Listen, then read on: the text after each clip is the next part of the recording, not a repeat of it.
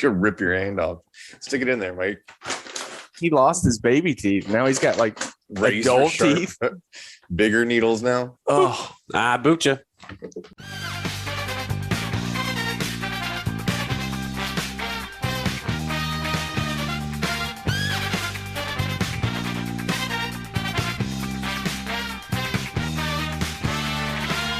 Welcome to $2 Steak, a pro wrestling podcast. I'm your host, Aaron Varnam. Joining me today, as always, Tolbert. Hey. I caught him mid text message, and he's like, "Oh, I'm here. I didn't know that we were going to start with me." Big Mike. Hello. And Cook A. I'm here. Cook A, your beehole's a little raw this week. God.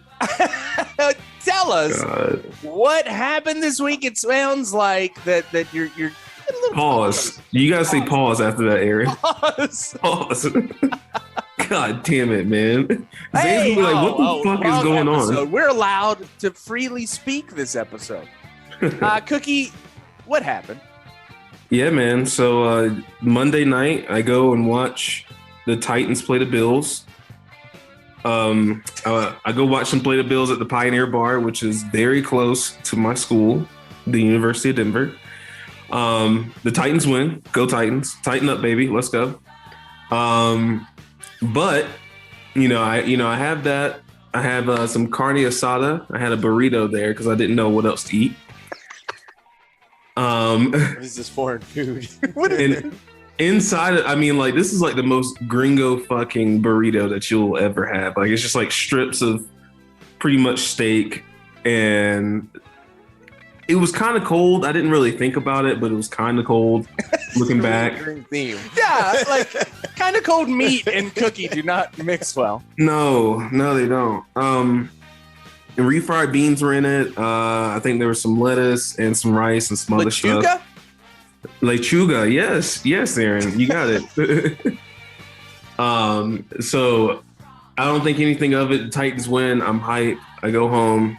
I go to sleep. I wake up and I go to class. Everything's still fine. Class is at 1:00 the next day. And like midway through class, my stomach starts cramping up.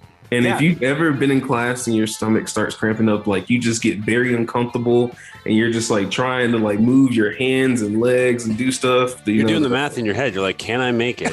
Yes. Based on all of my previous experiences, yes, I think I can, or no. Then you're also, so I as somebody with IBS and somebody that has had this problem many, many times throughout my life, you also kind of take into the math of, have you guys ever seen a boiler room? You have to let the steam off a little bit of the boiler so it doesn't explode. Yeah. So sometimes you think maybe I can let some of the steam off, but is the steam? No. If I let some of that steam and the pressure out of that boiler that is your colon, is a little bit of that stuff going to come out with it. So you have to kind of think that too. Cookie, Cookie's face right now. Cookie, did you let any steam off, or did you waddle? I never let any steam off, and that's probably where you never break the seal. That's probably where I went wrong. So the class is about the class is like 3 hours, right? So I make it through the class, right? And I have my field placement / internship right afterwards, which is like another hour. And by the time my field placement starts, my stomach is doing somersaults. And I'm like, what the fuck is going on? And I'm like, I got to be able to make it through this. I got to be able to make it through it. Why didn't you just go in between? There was no time in between because it's like literally like after one stop. Daniel Tiger taught me that there's always a restroom available if you have to go potty. There was a restroom available, but like here's the other thing. So I was getting fever chills. Yeah, so I've had that too, Cookie. It's commonplace with IBS. Yeah. It's kind of like when, like right before you puke, your mouth gets all watery. Yeah. That's the sign that you're gonna shit your pants. Yeah. Yeah, it never happened. It never happened. Listen. Never happened. I just had the chills, and I was just thinking about just staying warm. Right? I was like, how can I stay warm right now? I was like, what would Aaron do? Aaron's been in this situation before. I would have. I told you I would have gone to the bathroom.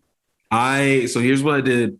Like it was like 5 minutes left in the session. I was like, "Hey guys, I gotta go real quick," and I just like ran to the bathroom and just pissed out of my fucking asshole. Oh, good. Yeah. So there you go. Cookie, as somebody with IBS, I'm going to give you some tips. If you gotta go wherever you can find a toilet. Don't be shy. Don't be shy.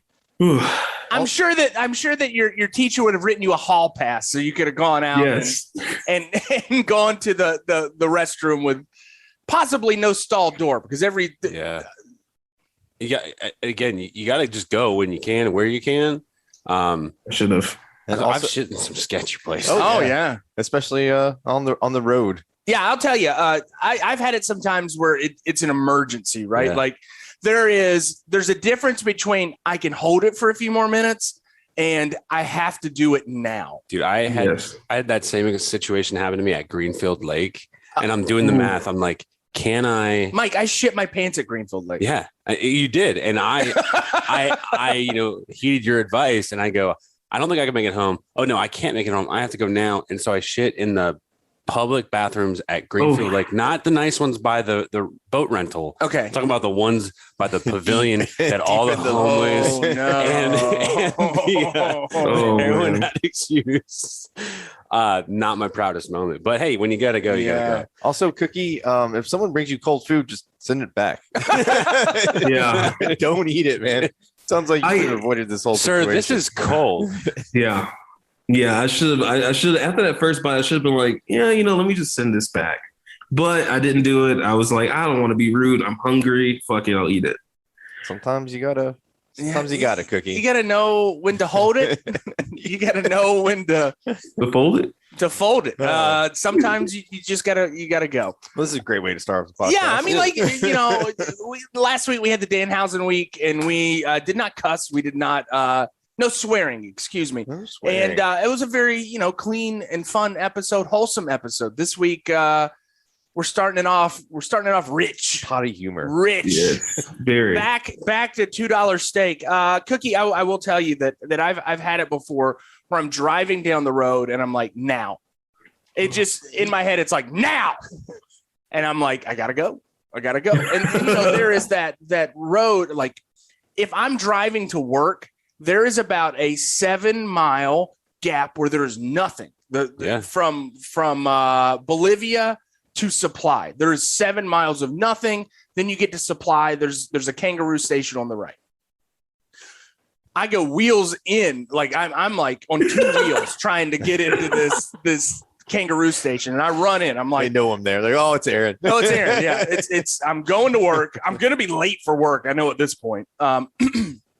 And I just remember I run in, and I guess the guy that was on the toilet did not realize that it was a multiple. So he locked the door. So he did not lock the door.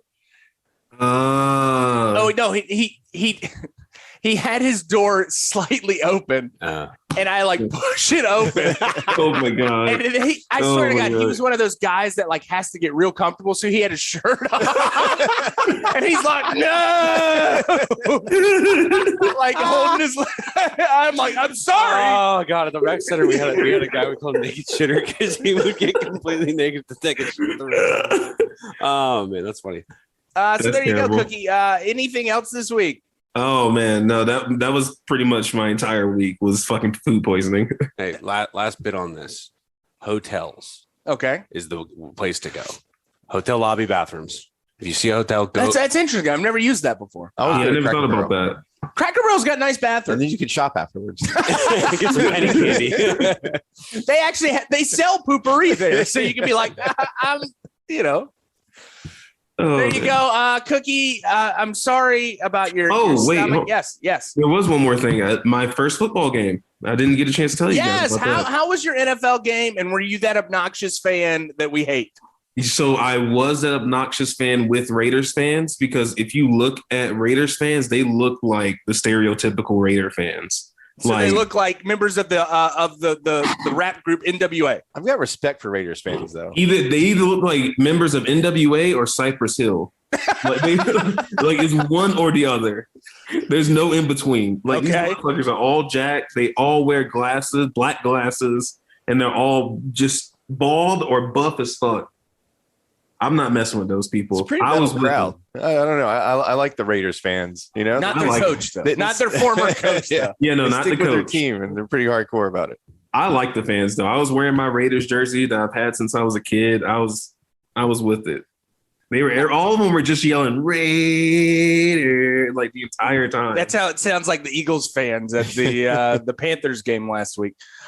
Cookie, what was the experience nice? It looked like you were kind of high up in the stadium, but it's still, you had a good view. Yeah, me and I Varnam loved would it. know that. What Yeah, that's we like. wouldn't know when we were in the luxury box seat. How expensive is the food there? Because we didn't have to pay for food.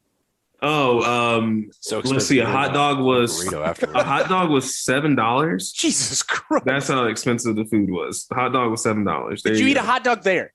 Fuck no. I drank beer and that was it. Oh, okay. But good time all around. Oh, I loved it. It was a cool experience. Even though we were in nosebleeds, I could see everything.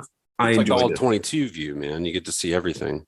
Yeah, how to play, plays out and stuff like that. Fun, very fun experience. So one thing that Tolbert and I noticed is that music that we hate, like there is a certain kind of music that we would not listen to, but in a stadium setting, that music fits right in. Yeah. Also, you get one beer in Aaron, and he's like, "Yeah, Yeah. ball with the ball." Yeah, I had one beer and I was into some Kid Rock. How was the environment there? Was the guy playing the organ and stuff, or was it just badass music? It was a lot of country music. Oh, Yeah, there was Colorado. Yeah, you're in Colorado, man. There was a lot of country music. I don't even think Ball with the Ball was playing because I would have been lit for that. Who wouldn't? Cookies thinking about the Woodstock '99 documentary. Yes, 100%. And he says Bill Clinton is a pimp and Monica Lewinsky is a hoe. At least that's what we No, man, like the music was terrible. Honestly, it was all the fans of what you expect they would be. It was just the Broncos fans are boring. Yeah, you would think. Yeah. Yeah, they're fucking boring. All right, Mike. Mike, what kind of week did you have? Big Ed is in town. How is that? Had a good week at work. Got to spend some time with my parents who are in town this weekend. Got to call a football game on Friday. A good football game. Yeah, you took your dad to a great football game this Yeah, it was Friday. awesome. Got to do that. Made a couple references to wrestling. RVD was one of them. So South Brunswick came out to Walk by Pantera, which was one thing. Pantera, not the best band in the world to get behind. There's some weird fandom along with them, but the song's badass. Oh yeah, undeniably. Undeniably Gets you badass. So they come out and we're like, yeah, all right. Dun, dun, dun, dun, dun, dun, dun, dun, dun. Okay, South Brunswick. Could not play rugby because I'm still dealing with this back issue, but I did get to golf with my dad. Played one of the best rounds of my life. Shot an 81. Nice. So not the best ever, Golf but claps. pretty darn close. So far so good. Got a haircut. Got a haircut. You finally did I did get my haircut. by the same person? We rescheduled to today. He's there for a half day today. Oh, okay. Okay. Did you Karen him in a text message? No, I just said send him dates, and I also booked with Devin just in case. Backup plan. Backup And plan. then so I walk in, and Devin's like, "So you want me to cancel that appointment for you?" And I'm like, "We'll see." Poor guy. It's all good. We're good. I always feel we all got a chuckle about it. I feel like Devin always gets the scraps of everybody else. Hey man, he cuts Hey. good hair. You gotta pay your dues. You gotta pay your dues. You gotta pay. It's rough on them barber streets. Yeah. Tolbert, last night Yo. you got to serve all of the great Forgot about that. triathlon Yeah. athletes here in Yeah. Wilmington, Dude, North Carolina. You want to know how someone is in an Ironman? They'll fucking tell you. Fuck that. On the way back, right? So this half marathon, who the majority of these people are not Wilmingtonians. No. No. So they shut down half the fucking town in terms of traffic and all this sort of Oh, it stuff. was awful. There are 2 major arteries coming into the city from Brunswick County. One of those is completely blocked off, the Isabel Holmes Bridge. And guess what they fucking do? They raise the goddamn Cape Fear River Bridge. Cape Fear Memorial Bridge. I was stuck. I'm like literally in traffic. I was like, this is the worst traffic I've ever been in Wilmington. Why would you raise the bridge when there is one way into town? Yeah, Island boys. Oh my God. I was so livid. So livid. Yeah, So I was frustrating. pissed too. Like not just the inconvenience of all that other garbage, but like, why are you gonna raise the bridge? Why are you gonna raise the bridge? Fuck that boat. Apparently, so I heard this. So they were all in the bar, all over downtown. Downtown was busy. Everyone was like at the bar, cramping up and Talking about their shaking. Well, and at that point, everybody is very. You probably didn't make a lot of money because one beer in, these people are so dehydrated anyway, and they're hammered. And not to shit on these people too much because what they do is kind of crazy. But like, if you're gonna do a half iron, do a full one. Yeah, like, but anyway, a lot of foreigners too. A lot of people from. No, I'm serious. I'm talking like Australians, like people from all The thing that radicalizes Tolbert is having to serve Iron Man people at the bar. Well, I loved your picture where it's like, I don't want to be the best exerciser. I play real sports. That was my favorite Kenny Powers line. I did hear a cyclist fell off the bridge like 16 feet and got stuck in the mud, and they had to rescue him. Oh my God! Oh my God! At Wrightsville, maybe? I don't know. He fell into the marsh. Apparently, didn't die, and they had to rescue him. It had to be at the beach. That poof mud, or what is it? What is it called? Is it pluff mud?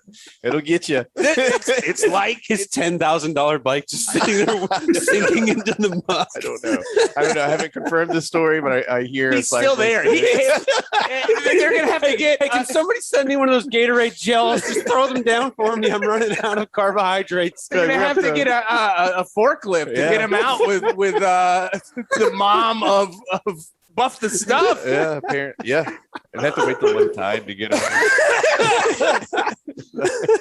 You're gonna have to be there about 3.5 more hours. Hey, sir, how tall are you? The tide's supposed to get to like 2 feet. You good?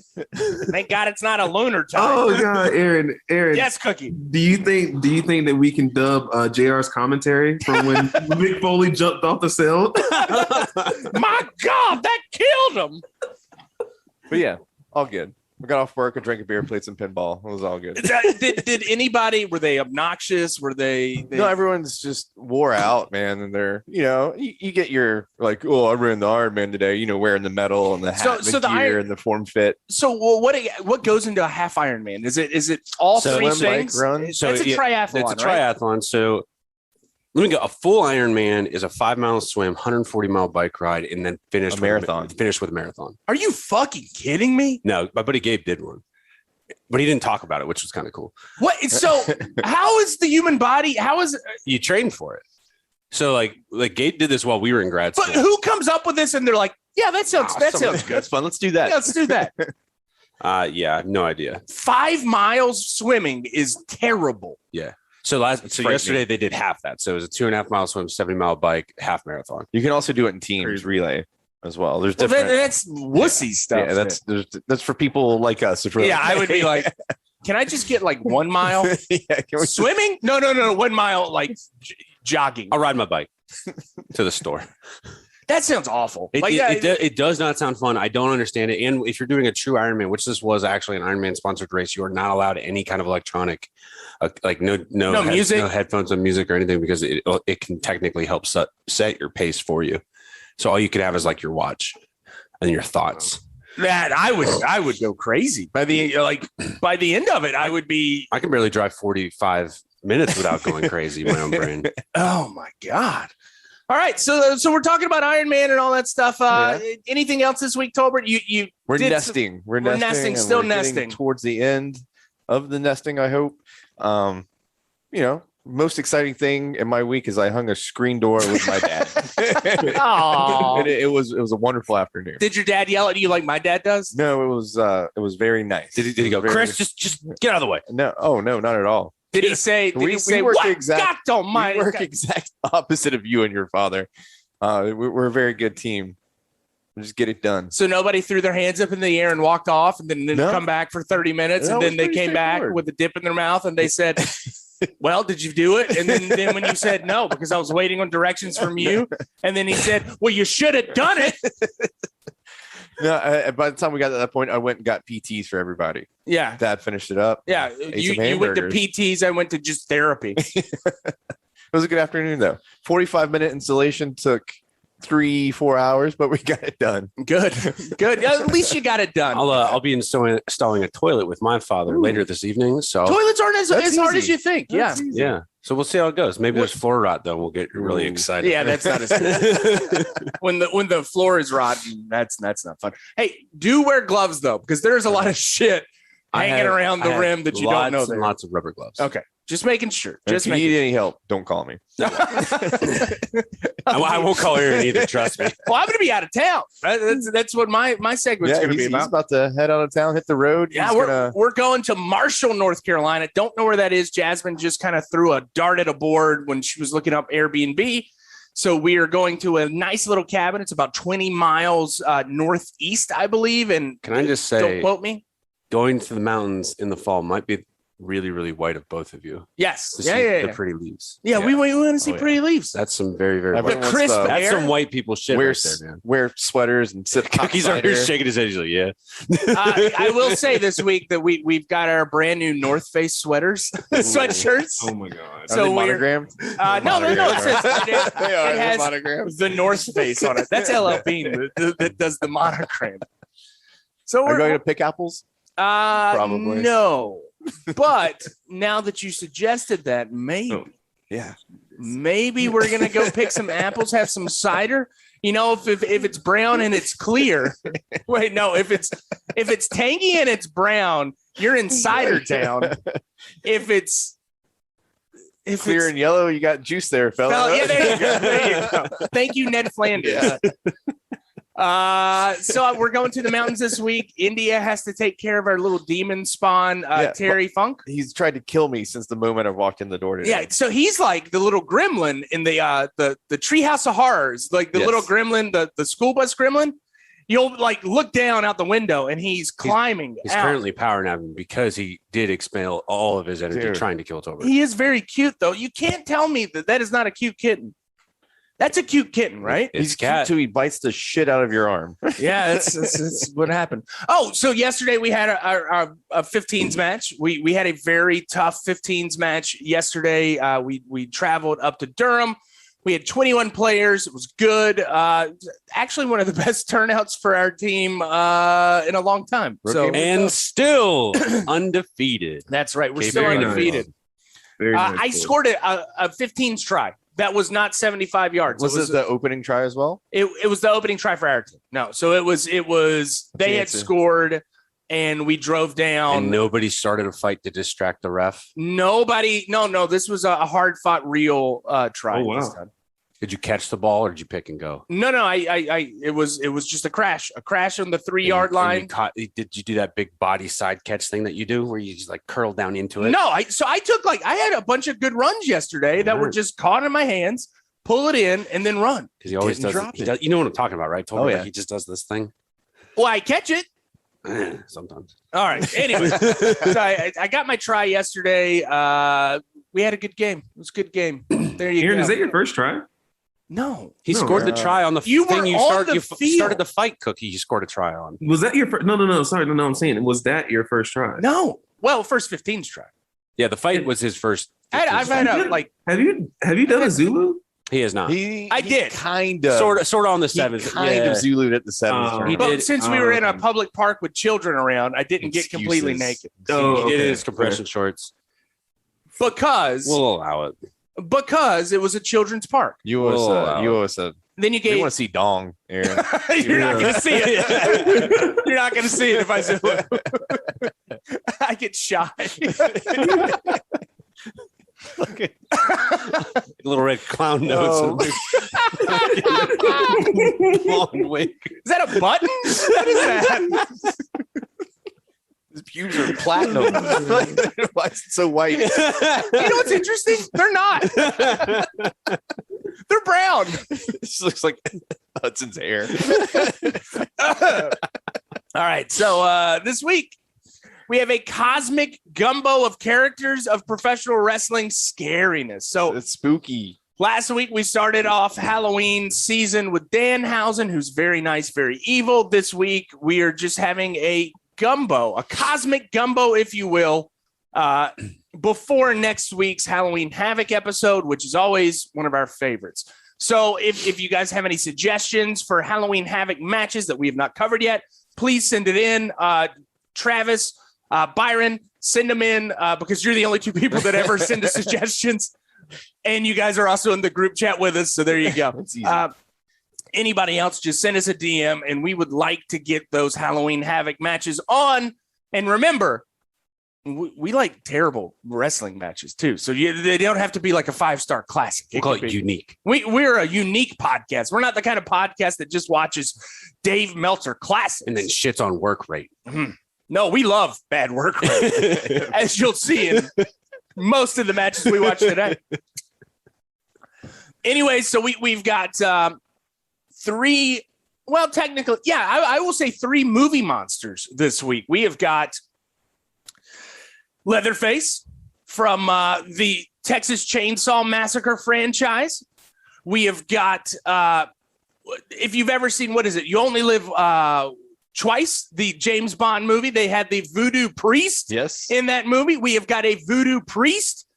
And for Big Mike this week, Mike has got an ancient mummy. We've got Prince Kharis. Prince Kharis. So let's talk about some wrestling.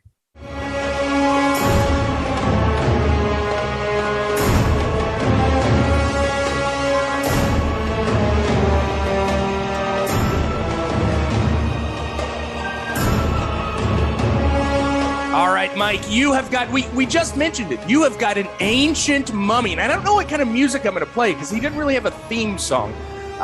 Maybe I'll have that very... That's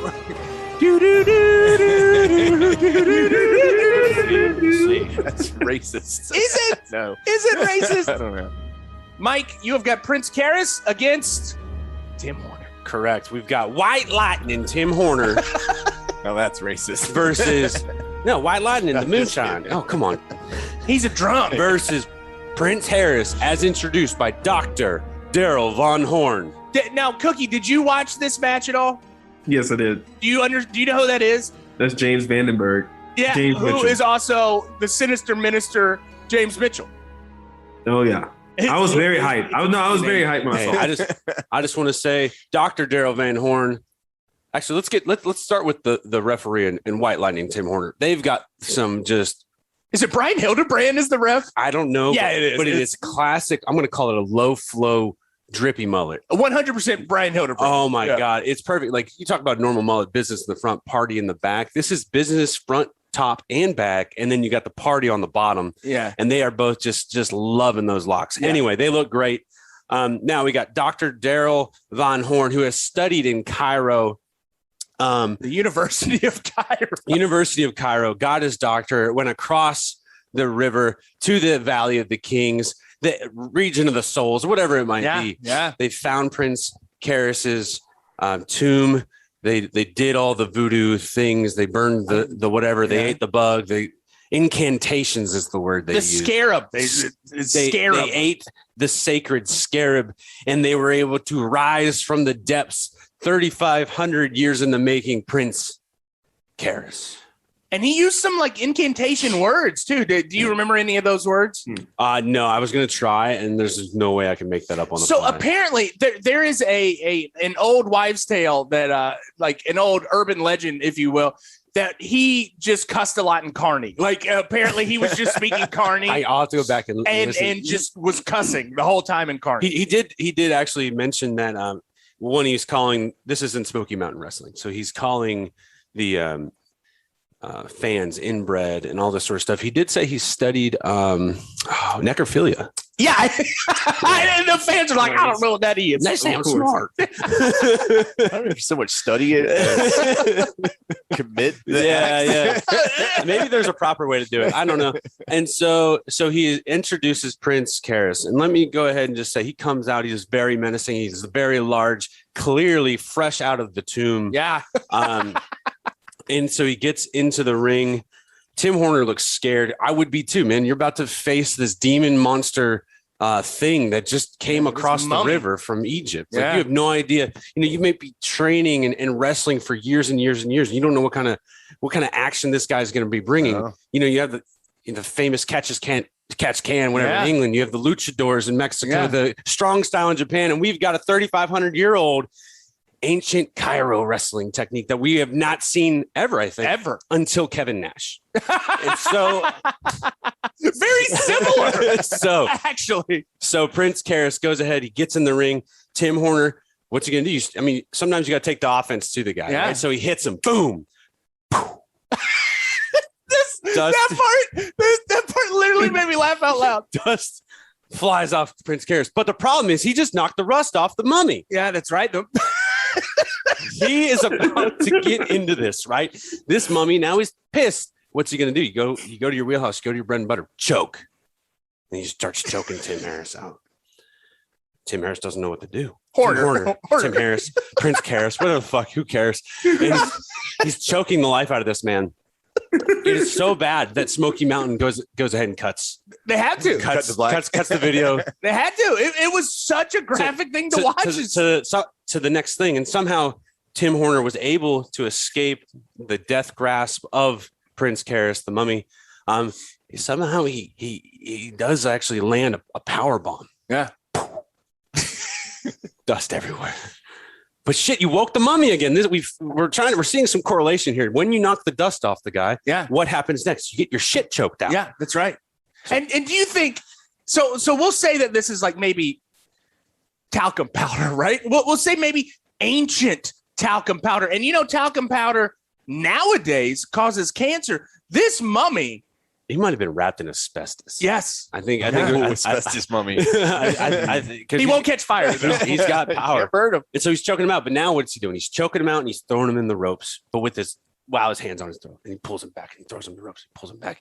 And what's Smoky Mountain do? They go, oh shit, we can't show this. We can't show that. It's too graphic. This is way too aggressive. So they cut back out.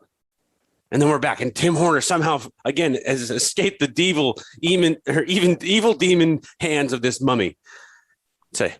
Land a pretty big kick. Yeah, it was a good kick. Smoke everywhere.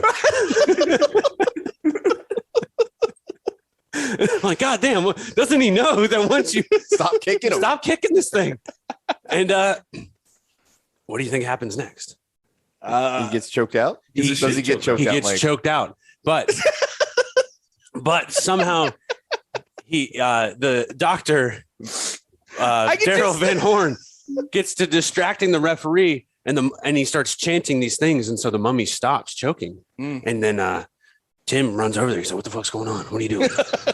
And work with me, pal. Then we see he's Dr. Daryl Van Horn is actually chanting some sacred thing to the mummy. The mummy sits down. He gets back up. He locks and loads his arm. What the hell's about to happen? Roman Reigns. He just locked and loaded. He reset that crispy old bone that he had in his arm, and he lands the biggest haymaker across Tim Horner's face. He is KO'd. Referee with the flowy locks doesn't know what to do. He's so concerned. He's like, this guy's passed out, and he looks to the ring bell. At that point, Tim does get his foot up, but he's like, this is over.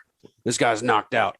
Shout out to the commentary. They provided great, insightful things throughout. They talked about the many moves and the deep well of the moveset of Prince Kharis. I believe actually one of them was, I can't even think of his name now.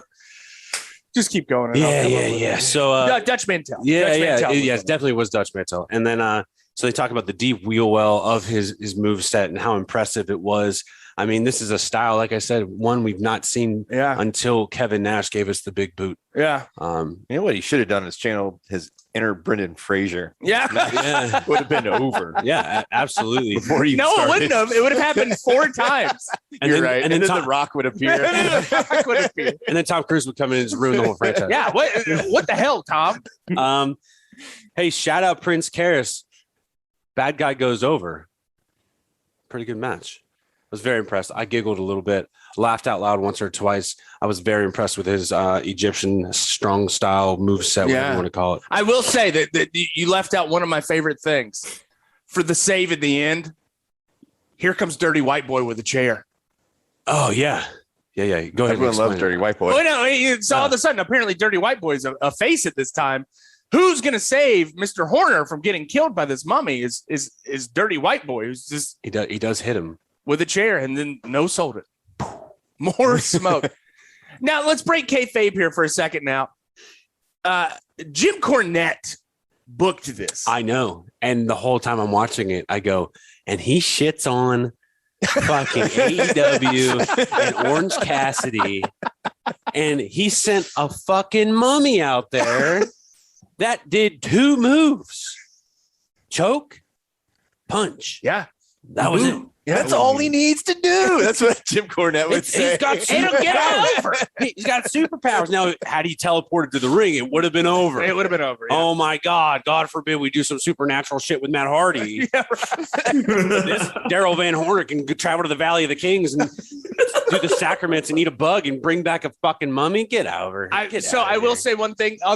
Smoky Mountain Wrestling, they had I guess it would be like in rap, there's Ghost Riders. There was a ghost investor to Smoky Mountain Wrestling. If you guys know anything about rock music or the Black Album by Jay-Z, Rick Rubin. You're crazy for this one, Rick. You know what I'm talking about, Cookie? So Rick Rubin, this one of the greatest producers of all time, huge wrestling fan, right? Massive wrestling fan. He was the one that was bankrolling a lot of Smoky Mountain Wrestling, okay? Jim Cornette says he was out of it all the time. He's like, he just gives them money. He does it. He says, Jim, you work the book any way you want, except I want to see a mummy. Rick Rubin wanted that mummy, and Jim Cornette provided that mummy.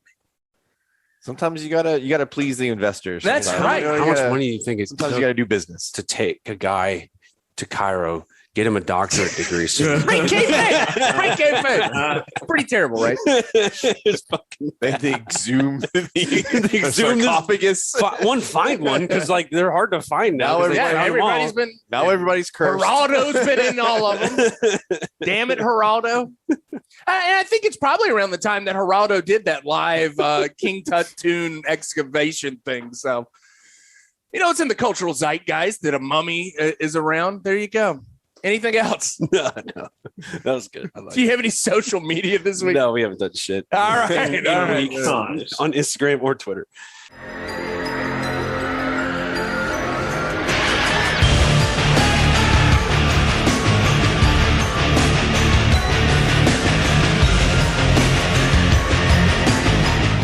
All right, for Strong Style, Cookie. So we basically this week it's a little bit opposite. We've got 2 high spot matches, and then a match that's not very high spot going to the person that usually gets a high spot. Cookie, you have got a very fun matchup. You've got the more extreme version of the high spot. You have got one Leatherface against some guy that I don't even know. I don't even know who this guy is, but Leatherface, he's the spooky person. not the other guy. No, not the other guy. This is a barbed wire broad chain death match. That's what it is. Yeah. It looks like FMW to me, which means it had to be Onita. No. So this is the rival promotion to FMW. Oh. This is IWA Japan. IWA Japan had the tournament of the death match. So the match that you're watching is like the semifinals, and the finals after this, whoever wins your match goes up against Cactus Jack. So it's that famous match that you've seen with Terry Funk and Cactus Jack and the C4 exploding death match. Oh, wow. Okay. I did not know that. Yeah. I make reference to it a little bit, so excuse me. Well, damn, I was going to say, Aaron, do you think drugs were involved with the creative process of this match? Yeah, also still, yes. 100%? Yes. Cool. So wait, so we do have the other competitor in this matchup is Terry Funk. Yeah, I just want to bring that up. It is Terry Funk, the greatest wrestler. It is the great Terry Funk. Absolutely. So I'm confused. Is one person supposed to be like, or both people supposed to be cuffed to the chain?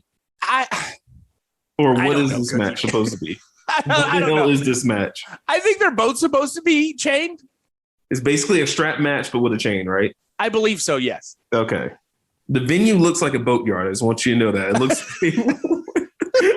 like they went down the street from your house. They went to the shipyard and they put a wrestling ring there. Yeah, honestly, it looks like the baseball stadium that's very close to my house. Yes, absolutely. But let's go ahead and get to the countdown. Cookies, top 4, number 1. By God, Leatherface has a chainsaw, folks. And I don't like it one damn bit. But Terry took 2 shots from that chainsaw. Now, obviously, the chain has been taken off of the damn thing. But Terry sells it like the chain is not. Terry just acts like it's still there. It's still there. Like Terry took 2 shots and he's just rolling around screaming at the top of his lungs. I believe he also bladed for the chainsaw that was not chained. Yes, absolutely. Because you're Terry Funk and of course you have to. Yeah, you got to do it. Number 2. I'm very confused by the lack of explosions early in the match because Terry Funk doesn't get thrown into the barbed wire. He freely just falls into the barbed wire. He just kind of lays back into it, and there's no explosion. So what the hell is going on here? It's not an exploding match. Was the pyro budget cut? What was going on? There's no exploding in this match. It's not an explosion match. I thought this was supposed to be an exploding death match. No, it's just a death match. I hear death match. I'm thinking explosions. Well, not all the time. Fair enough. Anyway, side note, did y'all see Terry crack Leatherface over the head with that chain? Yes. Like he literally hits him in the back of the head with the chain. And Leatherface kind of turns him around like you weren't supposed to do that. Yeah, he's like, damn, dude. Come on. Damn, man. Chill out. Oh, man. Number 3. I never thought about this until my match because I thought this was Onita, but it's not Onita. But like Onita said, who the hell wants to buy a front row seat to an exploding death match, right?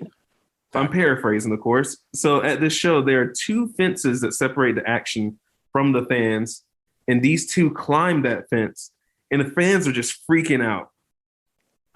Everyone's everyone's standing up, everyone's cheering them on, and Funk and Leatherface do a hangman spot, and then Leatherface counters it, and Terry almost falls off the damn fence, but instead he lands nut first on top of the smaller fence, to which some girl in the crowd goes, "No, Terry!"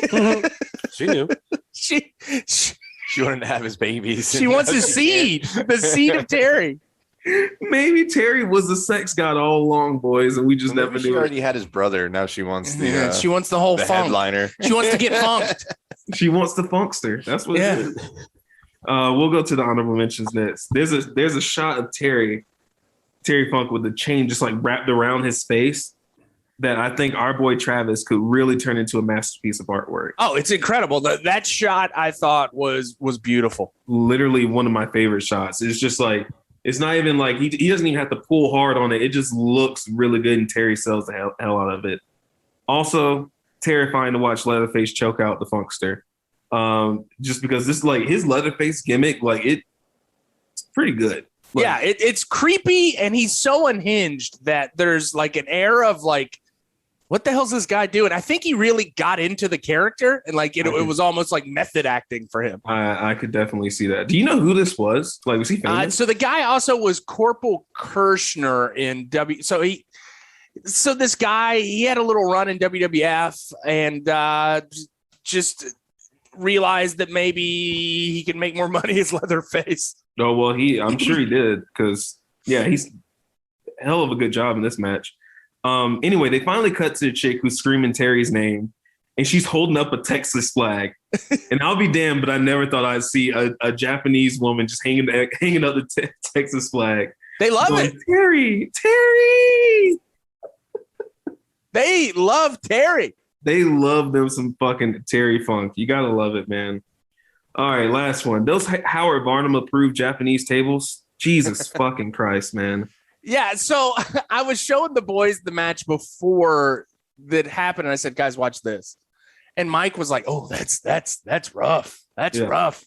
Yes, because Leatherface is on top. He's literally on the top rope, and they're chained to each other. So it's the dumbest thing to go to the top rope, if you ask me, because all Terry has to do is just pull, and that's what he did. Terry Funk pulls, and Leatherface flies off the top rope, hits the table. Table doesn't break at all, but Leatherface does. You can tell that he was so hurt by that. Yes. Yes. We were saying beforehand that this table, Mike, you were saying that they're made out of like steel and wood. And I'm not sure exactly that one, but I've moved a couple over the a couple weeks ago, and they were literally like cold hard steel and like hardwood, and probably that little table weighed like 50 pounds. Jesus. Mike also said it was probably built in World War II, and I said that probably withstood Iwo Jima and Hiroshima. So it's probably like a table that is irradiated as well, hardened from the radiation. Yes, yeah, it's like Godzilla. So like you get Godzilla in hard tables. Yeah. Oh my God! We should tell Anita about this. Have a radiated tables match, something like that. I think he knows. Yeah, he's writing it down. True. All right. Number 4? I thought that was 4. No, that was my honorable mentions. Oh wow. Okay. So what is number 4? Very last one, man. 3 shots with the right, and Terry hauls back and knocks Leatherface out with that left hand haymaker, and that was it. That spelled the end for Leatherface. Leatherface goes down, gets pinned for the 3. And then pops back up like he's ready to go, but it's too late because Terry MF Funk takes the victory. I think Leatherface was kind of pissed that like he got some receipts in that match. Yeah, he did. Yeah, he definitely did. Yeah, that were not supposed to happen. That's the second match that ended from a punch. That's right. It's the power of the punch. Damn right. Good old Texas 1-2-3. That's right. Well, I guess it was 1-1-2. True. And at the very end, you can hear Terry.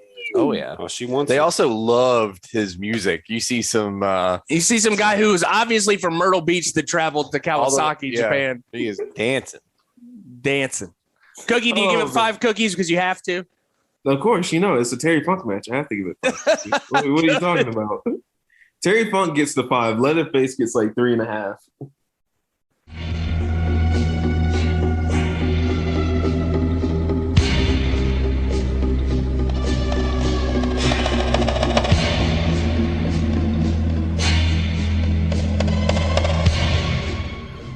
All right. Yes. This is going to be a quick one, folks. Because so here's the deal. You have asked. Yep. You asked for a Papa Shango match. I gave you a Papa Shango. You gave me a match with Papa Shango in it. You did not give me a Papa Shango match. Let's be clear. How many actual Papa Shango matches exist? There's a lot, but like nothing. Like, but see, he had a certain gimmick, and he set things on fire. He liked to set your feet on fire. No one's feet got set on fire in this match. I can tell you because everybody moved real slow. Yeah. Except for the coked up monster. Yeah. The real monster is cocaine in your match. I was going to say, yeah. Get ahead of me there. So we have a tag team match, apparently. No one told these guys until about 10 minutes in it was going to be a tag team match. But we have Papa Shango and the Berserker. Yeah. Which I'm not familiar with the Berserker. Also coked up big guy. Yeah. Huge guys. So we got a couple brutes in the ring. Papa Shango is accompanied by Mr. Fuji. He is a voodoo priest. He's a very powerful man. Later, he gets out of the game and becomes a pimp, though. Yes. Yeah. So, I mean, like, it's the natural progression of voodoo priest, voodoo priest, pimp daddy, then a part of the corporation of the ministry. Was he a part? No. He went from voodoo priest to Nation of Domination. Mm-hmm. To then he went to Godfather. Then he went to Right to Censor, which he was like a part of the big television anti like censorship, pro censorship stuff. And then what was the final thing? He's just stoner Godfather. Yeah. Smoke weed every day. Anyway, we have them Berserker. Out comes the Undertaker with Tolbert. So scary. This is old school, guys. This is WWF days. This is old school Undertaker. This is fresh ginger beard Undertaker. His purple attire, his big tie, kind of goofy. He's just breaking into the business though. He's still learning his move set. So he lurks. He lurks a lot. He does that haunting punch. Yeah. And that's about he does a few punches, and I think he does a flying clothesline at one point, and that's it for Taker. That's it. So rest of the time he's lurking. out comes the Ultimate Warrior. Uh-huh. Like he just did a fat line. He not probably 2 did. seconds before Yeah. he ran into the ring. Yeah. He does his crazy choo-choo thing, runs right in. That's every time I see Warrior, I just think of crazy choo-choo train. This may be our first Ultimate Warrior match. Is the first time we covered Warrior? I think it might be the I don't know, first they time we've might be covered the Ultimate surprised. Warrior I'm surprised. But because I hate him that much. Yeah, everybody does. But he is juiced and ready to go. It starts off with just kind of mayhem in the ring, a little back and forth between Shango, Berserker, and Warrior, while Taker just kind of lurks. Eventually, we get some organization. These boys realize it's a tag team match. So we start off with Taker, just a little back and forth. We ended up with Warrior just kind of getting pelted on by Shango and Berserker for a while. And this is just classic big man stuff. You know, you don't have anything crazy. I think the highest spot we have is a flying clothesline from Taker that I mentioned. Yeah, there's nothing. Warrior does his thing. He's just hyped up, jumping around the ring. But fun match. We see some, over the rope backlift spots, a couple times from Warrior throwing some big guys out of the ring. Taker goes over the top ropes a couple times as well, but lands on his feet and lurks. And we start to see the beginning of that Undertaker style where he's like, I'm agile, strong, big man. And whatever you do to me, I'm going to pop right back up. Right. But I do like the early Taker stuff, man. I like to see the progression of that. It's interesting. Yeah, it's good, but entertaining match. It was spooky. It was scary. A little spooky, a little scary. We end the match with a couple of choke slams, of course, and they don't call them choke slams at this point. I forget what they call them. I have to mention the commentary.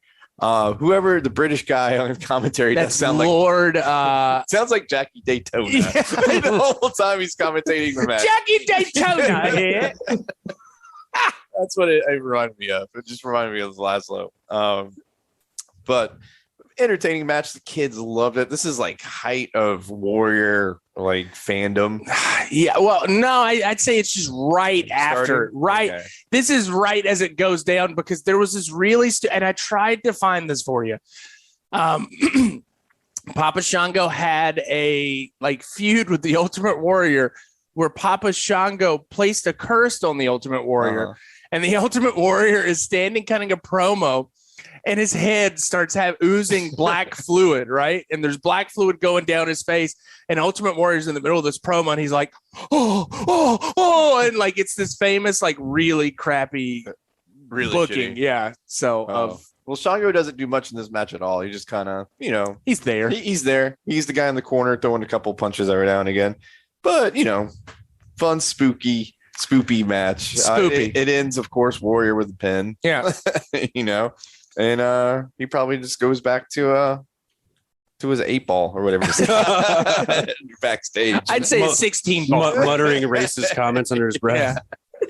Anyway, I got the Liverpool United match to get to. That's right. Up the Reds, baby. Liverpool all day. So here's the HighKu. Undertaker lurks. Shango just Shangos. Warrior goes crazy train. Yeah, there you go.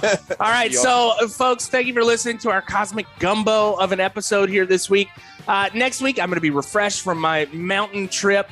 If I don't, When we gave you pointers, you just mentioned your stomach knows you're going on a vacation. Yeah, so I have not shit yet today. Yeah, so I'm I'm worried about that. Find a Cracker Barrel or a hotel.